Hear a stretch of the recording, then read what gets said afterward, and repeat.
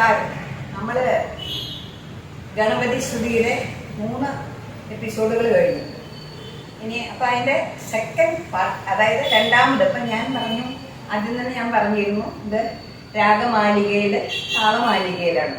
അപ്പോൾ ആദ്യം നമ്മൾ ബൗളി രാഗത്തിൽ ഒരു മിശ്രയാത്ത താളത്തോടു കൂടി ഒരു ചെറിയ ജതി, അത് കഴിഞ്ഞിട്ട് ഇത് സാധിക്കും. അങ്ങനെ ആ ബൗളിയുടെ അത് കഴിഞ്ഞു. ഇനി എൻ്റെ സെക്കൻഡ് ഇത് നീലാംബരി രാഗമാണ്.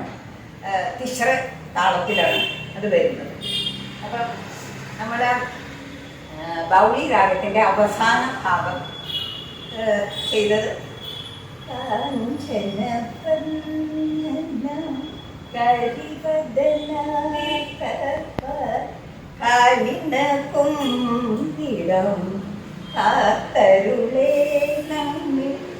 ഞാൻ മിസ്കരിച്ചു.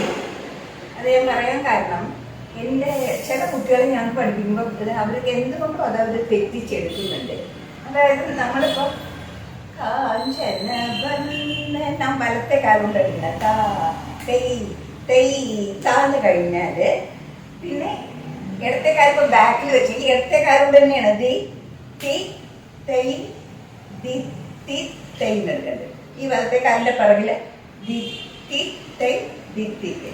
അത് ഇടത് ദിവസത്തേക്ക് പോകുമ്പോൾ ഇങ്ങനെ പോയിട്ട് വലത്തെ കാല് തി തി തൈ തി തി തൈ. കൈയാണെങ്കിൽ ഇവിടുന്ന് ഇങ്ങനെ അർദ്ധചന്ദ്രാകൃതിയിൽ കൊണ്ടുവന്നിട്ട് എന്ന് പറഞ്ഞ് കാലി ഇടത്തെ കാല് വരുമ്പോൾ വലത്ത് വശത്തേക്കാണ് കൈയും കണ്ണൊക്കെ. പിന്നെ ദി തി തൈ ദി തി തൈ. അത് എത്ര പറഞ്ഞാലും കുട്ടികൾ വലത്തെ കാല് വരും, ഇനി വലത്തെ കാല് വരും. അതല്ല 1 2 3 4 കഴിഞ്ഞാൽ 1 2 3 1 2 അങ്ങനെയാണ് ചെയ്യുന്നത്. ബൗളിയുടെ ലാസ്റ്റ് ലൈൻ ആണ് ചെയ്ത്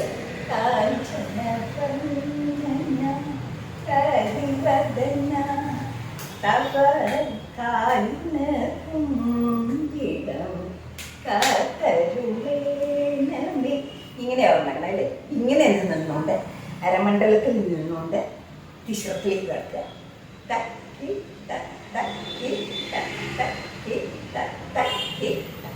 അത് കഴിഞ്ഞാൽ ഒരു 4 ചാരി, ദക്ഷിണ പാർശ്വ എന്ന ചാരിയാണ് എടുക്കുന്നത്. ദക്ഷിണ പാർശ്വ, ദക്ഷിണം എന്ന് പറയുന്നത് അതായത് നമ്മുടെ വാമഭാഗം എന്ന് പറയുന്നത് ശരീരത്തിൻ്റെ ഇടത് ഭാഗം, ദക്ഷിണ ഭാഗം എന്ന് പറയുന്നത് വലത് ഭാഗമാണ്. ഞാൻ ചാരികളെ പറ്റിയുള്ള എപ്പിസോഡിൽ അത് നല്ലോണം കാണിച്ചിട്ടുണ്ട്. എന്നാലും ഞാൻ ഒന്നുകൂടി കാണിച്ചു തരാം. അപ്പം നമ്മൾ ഈ നീലാംബരി രാഗത്തിലേക്ക് ആ ലിറിക്സിലേക്ക് കടക്കുന്നതിന് മുമ്പേ എപ്പോഴും അതെ ഒരു രാഗത്തു നിന്ന് മറ്റേ രാഗത്തിലേക്ക് കടക്കുന്ന മുമ്പേ ഇടയ്ക്ക് ചെറിയൊരു ജതി മാതിരി, അത് ആ രാഗത്തിൽ ഓർക്കസ്ട്രക്കാരത് ആ രാഗത്തിൽ വായിച്ചോളൂ, നമ്മൾ ആ ജതി ചവിട്ട് കൊടുക്കുകയും ചെയ്യും. അത്രേ. ഇവിടെ ഈ ആദ്യത്തെ 4 കഴിഞ്ഞാൽ പിന്നെ ദക്ഷിണ പാർശ്വ എന്ന ചാരിയാണ്. ആ ചാരി ഇപ്പം നമ്മളെല്ലാം പഠിക്കുമ്പോൾ ചതുരക്ഷരത്തിലാണല്ലോ പഠിക്കുക. ഇവിടെ ആ ചാരി ഒന്ന് കാണിച്ചേക്കാം.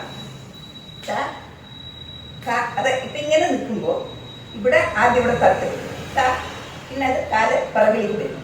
പിന്നെ ഈ കാല് ലി മീ അങ്ങനെ അങ്ങനെ ആ ചാരി പിറകോട്ടേക്ക് പോകണം. ആ ഒരു ചാരി അങ്ങനെ. ഇവിടെ കൈയാണെങ്കിൽ വലത്തെ കൈ ഒരു അരമടക്കിൽ ഈ അർദ്ധചന്ദ്ര മുദ്രയിൽ ഇവിടെ പിടിക്കാം. ഇങ്ങനെ അരമടക്കിൽ. എന്നിട്ട് ഈ ഇവിടെ റിസ്റ്റ് ഒന്ന് ചുറ്റുകയാണ്. ധീമി എന്ന് പറയുമ്പോൾ ആ സമയത്തേക്ക് ഹംസാസ്യവും അങ്ങനെയാണ്.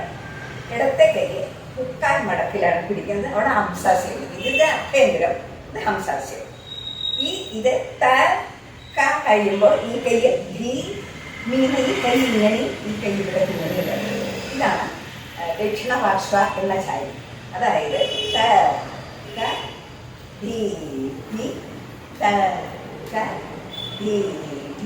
ഇങ്ങനെയാണ് ചാരി വെക്കുന്നത്. ഇവിടെ നമ്മൾ ഇത് തിശ്രമായതുകൊണ്ട്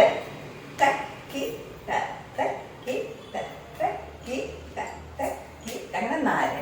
ആദ്യത്തെ തക്കിടതാണ് തക്കിട തക്കിട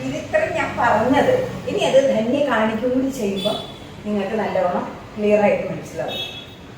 തക്കിത്തന്നെ കേട്ടോ, തക്കിയിടല്ല, താളം ശരിയാവില്ല.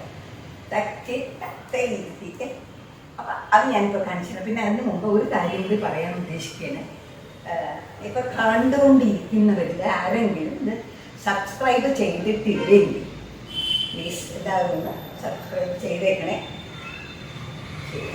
ഞാൻ ഇനി വിളിക്കാം. വരും. കാഞ്ചന കരിവദന തവ കാലിന കുമ്പിട കാത്തരുളേണമേ തക്കിട്ട തക്കിട്ട തക്കിട്ട തക്കിട്ട തക്കിട്ട തക്കിട്ട തക്കിട്ട തക്കിട്ട തക്കിട്ട തക്ക ധിക്കിട്ട തക്ക തുങ്കിട്ട തക്ക നങ്കിട്ട തക്ക കിട്ടത്തക്ക തക്ക കിട്ടത്തക്ക തക്ക തുങ്കിട്ടത്തക്ക തക്ക നങ്കിട്ടത്തക്ക തക്ക കിട്ടത്തക്ക കിട്ടത്തക്ക തുങ്കിട്ടത്തക്ക നങ്കിട്ടത്തക്ക തള്ളാങ്കുജം തതിങ്കിണ്ണത്തും തതിങ്കിണ്ണത്തും തതിങ്കിണ്ണത്തും